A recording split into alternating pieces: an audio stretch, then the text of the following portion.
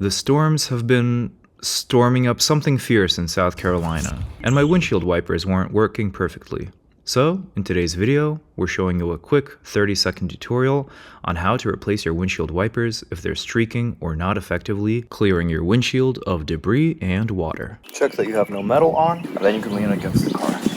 Before you do anything, thoroughly pat this area, not destroy your own windshield. See how there's a hole on the new one, and this old one is secured the same way? Just turn it up, and just pull it off. Set it down, take the new one, slide it on. Same on this side. As soon as you have this removed, place your insurance here, that if it lowers, doesn't break anything. Turn it up, slide it off, slide on the new one, and you're done. Got socks and sandals for good luck. You can kind of see where the old one was streaking. Yeah, let's see how this one wipes. Ah, terrific.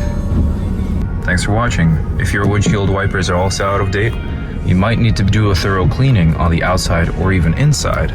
But if it's not a good wipe, try the windshield wipers. My door wasn't really working, so stay tuned for that video. Opens every time now. Nice, click. The neighbors must think I'm weird because I open and close my door for fun. When that video is done, there will be a link in the description and a card at the top right now.